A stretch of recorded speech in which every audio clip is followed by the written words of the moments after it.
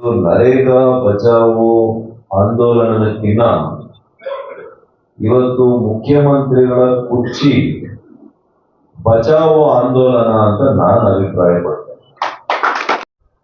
ಕಾಂಗ್ರೆಸ್ನವರು ಚಿಕ್ಕಬಳ್ಳಾಪುರ ಜಿಲ್ಲಾ ಕೇಂದ್ರದ ವತಿಯಿಂದ ಅಲ್ಲಿಂದ ಪ್ರಾರಂಭ ಮಾಡ್ತಾ ಇದ್ದೀವಿ ಅಂತೇಳಿ ನಾನು ಮಾಧ್ಯಮಗಳಲ್ಲಿ ನೋಡಿದ್ದೆ. ಇದು ರಾಜ್ಯದಲ್ಲಿ ಹಲವು ಕಡೆ ಪ್ರಾರಂಭ ಮಾಡ್ತಾ ಇದ್ದಾರೆ.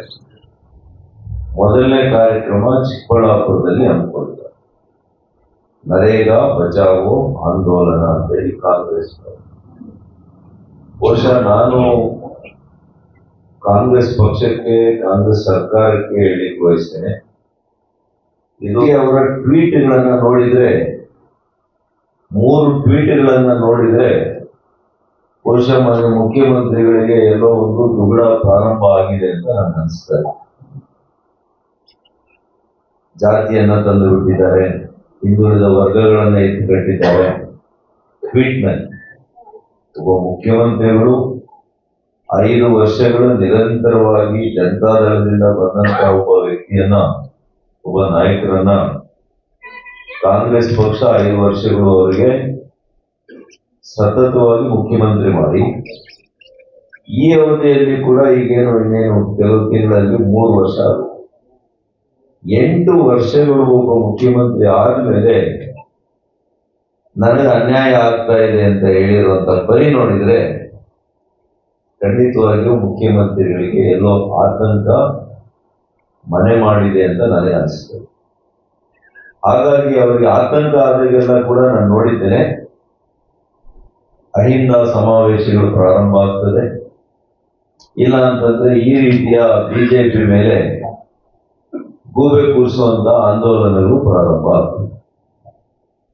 ನರೇಗಾ ಆಂದೋಲನ ಕೂಡ, ಬಚಾವೋ ಆಂದೋಲನ ಕೂಡ ಮುಖ್ಯಮಂತ್ರಿ ಕುರ್ಚಿಯನ್ನ ಬಚಾವ್ ಮಾಡಿಕೊಳ್ಳುವಂತ ಒಂದು ಆಂದೋಲನ ಅಂತ ನಾನು ಹೇಳ್ತೇನೆ. ಮತ್ತು ಈ ಕ್ಷೇತ್ರದ ಲೋಕಸಭಾ ಸದಸ್ಯನಾಗಿ ನಾನು ಹೇಳಬೇಕಾಗ್ತದೆ ಗಂಭೀರವಾಗಿ, ನೀವು ನಮ್ಮ ಬಯಲು ಸೀಮೆಯನ್ನ ಬಚಾವ್ ಮಾಡುವಂತ ಆಂದೋಲನ ಮಾಡಿ. ಚಿಕ್ಕಬಳ್ಳಾಪುರ, ಕೋಲಾರ, ಬೆಂಗಳೂರು ಗ್ರಾಮಾಂತರ ಜಿಲ್ಲೆಗಳನ್ನ ರಕ್ಷಣೆ ಮಾಡುವಂತ ಆಂದೋಲನವನ್ನು ಮಾಡಿದ್ರೆ ಚೆನ್ನಾಗಿದೆ. ನೀವುಗಳು ಸರ್ಕಾರ ಬರಕ್ ಮುಂಚೆ ಬಯಲು ಸೀಮೆಗೆ ಏನೆಲ್ಲ ಮಾಡ್ತೀನಿ ಅಂತ ಹೇಳಿದ್ರಿ. ಮುಖ್ಯಮಂತ್ರಿಗಳು ಯಾವಾಗಲೇ ಆಗಲಿ ಆಂದೋಲನಕ್ಕಾದ್ರೂ ಬರಲಿ, ಕಾರ್ಯಕ್ರಮಕ್ಕಾದ್ರೂ ಬರಲಿ, ಚಿಕ್ಕಬಳ್ಳಾಪುರಕ್ಕಾದ್ರೂ ನಾನು ಸ್ವಾಗತ ಮಾಡ್ತೇನೆ. ಆದ್ರೆ ಕಳೆದ 3 ವರ್ಷಗಳಲ್ಲಿ ಚಿಕ್ಕಬಳ್ಳಾಪುರಕ್ಕೆ ತಮ್ಮ ಕೊಡುಗೆ ಏನು? ಪಾಪ ಇಲ್ಲಿನ ಶಾಸಕರು, ಇಲ್ಲಿನ ಜಿಲ್ಲಾ ಉಸ್ತುವಾರಿ ಸಚಿವರು, ಹಲವು ಜಿಲ್ಲೆಗಳ ಸಚಿವರುಗಳು ಇದರ ಜವಾಬ್ದಾರಿಯನ್ನು ತಗೊಂಡಿದ್ದಾರೆ.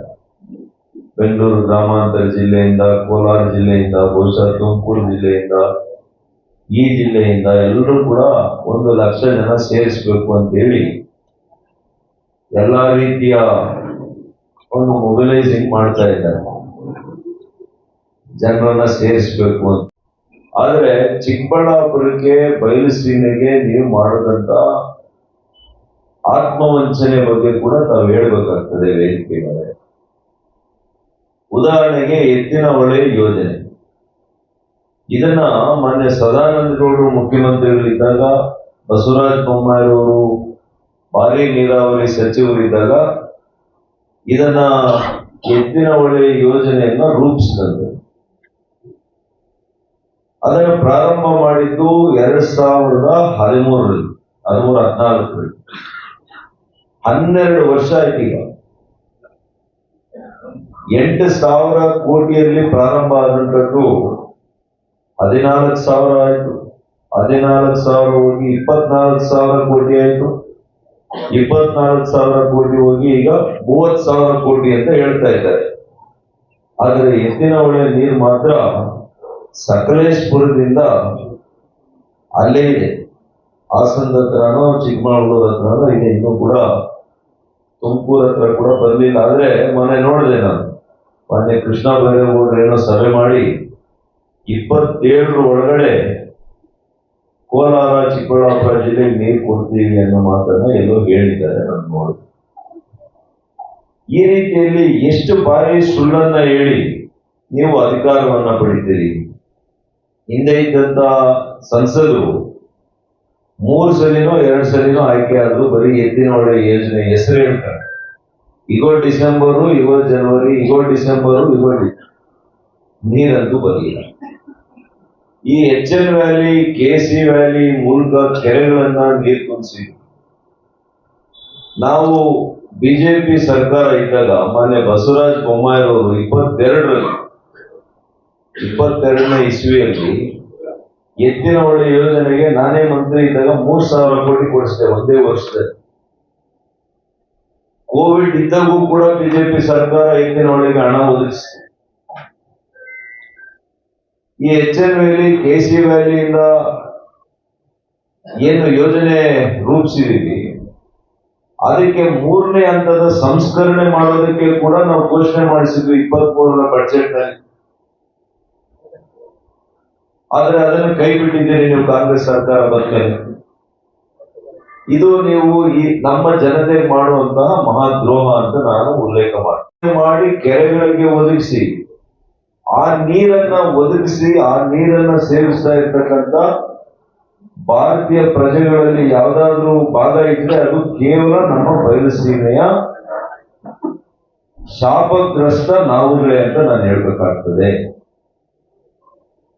3ನೇ ಹಂತದ ಸಂಸ್ಕರಣೆ ಮಾಡ್ಲಿಕ್ಕೆ ನಾವು ಒಪ್ಪಿದ್ವಿ. ಬಿಜೆಪಿ ಸರ್ಕಾರ ಬಜೆಟ್ ಅಲ್ಲಿ ಕೂಡ ಘೋಷಣೆ ಮಾಡಿದ್ವಿ. ನೀವ್ ಯಾಕೆ ಕೈ ಬಿಟ್ರಿ? ಇದನ್ನ ಉತ್ತರ ಮುಖ್ಯಮಂತ್ರಿಗಳೇ ಕೊಡ್ಬೇಕು ಅಂತ ನಾನು ಹೇಳ್ತೀನಿ. ಬಹಳ ಹೇಳ್ತಿರಲ್ಲ ಕೆರೆಗಳಲ್ಲೆಲ್ಲ ನೀರು ತುಂಬಿಸಿದ್ದೇವೆ ಅಂತ ಹೇಳಿ. ಯಾವ ಗುಣಮಟ್ಟದ ನೀರನ್ನ ಕೊಟ್ಟಿದ್ದೀರಿ ಈ 3 ಜಿಲ್ಲೆಗಳಲ್ಲಿ ಅಂತ ಹೇಳ್ತಾವೆ. ಇವತ್ತು ಆರೋಗ್ಯದ ಸಮಸ್ಯೆ ಈ 3 ಜಿಲ್ಲೆಗಳಲ್ಲಿ ಆಗ್ತಾ ಇದೆ ಅಂತ ಹೇಳಿ ನಿಮಗೇನಾದ್ರೂ ಇದರ ಬಗ್ಗೆ ಕಾಳಜಿ ಇದೆಯಾ? ತಿಳ್ಕೊಂಡಿದ್ದೀರಾ ಎಷ್ಟು ಜನ ಇವತ್ತು ಕಿಡ್ನಿ ಸಮಸ್ಯೆಯಿಂದ ಅನೇಕ ಅನಾರೋಗ್ಯಕ್ಕೆ ತುತ್ತಾಗಿದ್ದಾರೆ, ಅನೇಕ ಬಗೆಯ ಅನಾರೋಗ್ಯಕ್ಕೆ ತುತ್ತಾಗಿದ್ದಾರೆ? ತಿಳ್ಕೊಂಡಿದ್ದೀರಾ? 3ನೇ ಹಂತದ ಶುದ್ಧೀಕರಣ ಸಂಸ್ಕರಣೆ ಮಾಡಲಿಕ್ಕೆ ನಿಮಗೇನ್ ತೊಂದರೆ? ಯಾವುದೋ ಒಂದು ಸಣ್ಣ ಯೋಜನೆ ಮಾಡಲಿಕ್ಕೆ ಸಾಲ ಮಾಡೋದ್ರಲ್ಲಿ ಶೂರರಾಗಿದ್ದೀರಿ. ಇವತ್ತು ರೆಕಾರ್ಡ್ ಮಾಡಿದ್ದೀರಿ. ಎಷ್ಟು ನಂಬರ್ ಆಫ್ ಬಡ್ಜೆಟ್ಸ್ ಅನ್ನ, ನಾನೇ ಅತಿ ಹೆಚ್ಚು ಬಡ್ಜೆಟ್ಸ್ ಅನ್ನ ಮಂಡಿಸಿರುವಂತ ಆರ್ಥಿಕ ಸಚಿವರು ಅಂತ ತಾವು ಹೇಳ್ಕೊಳ್ತೀರಿ. ಅದರ ಜೊತೆಗೆ ಇನ್ನೊಂದು ಮಾತನ್ನ ಸೇರಿಸ್ಕೋಬೇಕು.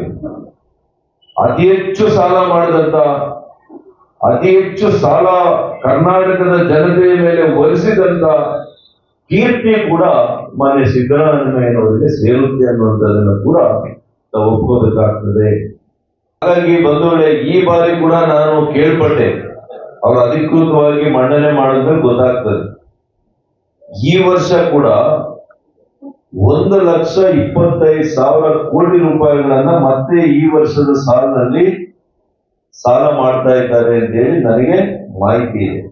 ಅವ್ರು ಮಂಡಿಸಿದ ಮೇಲೆ ಅಧಿಕೃತವಾಗಿ ಗೊತ್ತಾಗ್ತದೆ. ಹೀಗೆ ಸಾಲದ ಸುಳಿಯಲ್ಲಿ ನೀವು ನಮ್ಮ ಕರ್ನಾಟಕ ರಾಜ್ಯವನ್ನ ಸಿಲುಕಿಸಿದ್ದೀರಿ.